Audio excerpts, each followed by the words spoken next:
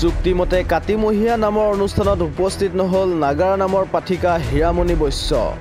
কামৰূপ জিলাৰ অন্তৰ্গত শালমাৰা গাঁৱত শ্ৰী শ্ৰী বাসুদেৱ নামঘৰ প্ৰাংগণত এইবেলি কাতি মাহ উপলক্ষে ভাগৱত পাঠ আৰু নাগাৰা নাম পৰিৱেশন অনুষ্ঠান আয়োজন কৰা হৈছিল। আৰু এই অনুষ্ঠানত নাম পৰিৱেশনৰ কাৰণে ছোৱালী নাগাৰা নামৰ দুটাকৈ দলক নিমন্ত্ৰণ দিয়া হৈছিল। নৱেম্বৰ মাহৰ 10 তাৰিখে সন্ধিয়া 7 বজাত নাম পৰিৱেশন কৰিব বুলি চুক্তিবদ্ধ কৰিছিল যোৱা জুলাই মাহৰ 17 তাৰিখে। কিন্তু চুক্তিৰ সময়মতে পাঠিকা হীৰামণি বৈশ্য উপস্থিত নহল। অনুষ্ঠানত আন এটা নাগাৰা নাম দল সময়মতে উপস্থিত হ'ল, কিন্তু আন এটা দল উপস্থিত নোহোৱাত পাঠিকাগৰাকীক অনুষ্ঠানৰ উদ্যোক্তাই যোগাযোগ কৰে। উদ্যোক্তাই ফোনত যোগাযোগ কৰাত হীৰামণি বৈশ্যই নলবাৰীত নাম পৰিৱেশন কৰি থকা বুলি জনায়।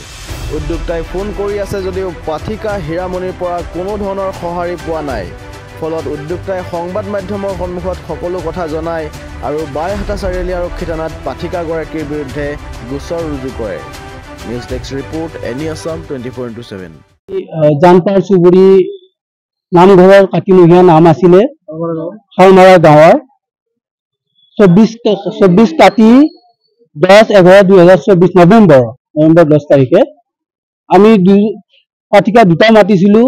আমাৰ হীৰামণি বৈশ্য কুন্ধিয়া আদাগৰ ৰঙিয়া জিলা কামৰূপ আৰু ৰাজশ্ৰী চহৰীয়া দেওমঙি। এতিয়া আমাৰ ৰাজশ্ৰী চহৰীয়া আমাৰ নাম দল আহি পাইছে। আমাৰ হীৰামণি বৈশ্য 7 বজাত আহি পোৱাৰ উপস্থিত হোৱাৰ কথা আছিলে, কিন্তু এতিয়ালৈ আমাৰ নামঘৰত উপস্থিত হোৱা নাই।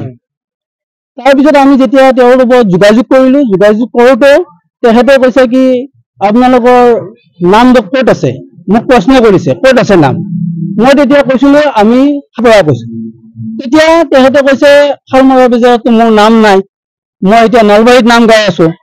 মই কৈছোঁ আপোনাৰ এগ্ৰিমেণ্ট আছে আমাৰ লগত, আজি 10 নৱেম্বৰ তাৰিখে 24 কাতিত আমাৰ ইয়াত নামঘৰত নাম আছে, কিন্তু তেখেতে মোৰ কথাটো মানা নাই।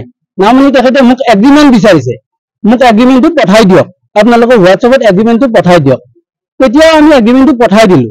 পঠাই দিয়াৰ পিছতো তেখেতে আমি যোগাযোগ কৰিলোঁ, তেতিয়া ফোনটো নুঠায়। বাৰে বাৰে ফোন কৰিছোঁ, তেখেতে ফোনটো নুঠায়।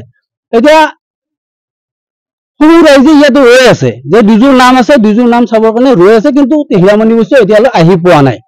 গতিকে ইয়াৰ ওপৰত কি কৰা যায়, কিয় তেনেকুৱা কৰে, নাম দলবিলাকে কিয় তেনেকুৱা কৰে, বাৰে বাৰে কমিটিবিলাকক কিয় তেনেকুৱা কৰে।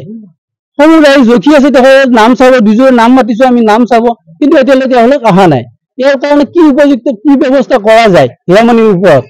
এনেকুৱা কৰিলেতো ৰাইজেতো আজি আমি ইয়াৰ পৰা ভুক্তভোগী, ইয়াৰ পিছৰ বিলাকে কেনেকে কি কৰিব, কি আশাত নাম দল মাতিব। আমি আইনী ব্যৱস্থা ল'ম। আমি এতিয়া আমাৰ কমিটিয়ে সিদ্ধান্ত লৈছে, আমাৰ ৰাইজে সিদ্ধান্ত লৈছে, আমি থানাত এজাহাৰ দিম। এজাহাৰ দিয়াৰ পিছত তেখেতে থানাৰ যোগেদি আমি বিহিত ব্যৱস্থা লোৱাৰ ব্যৱস্থা কৰিম।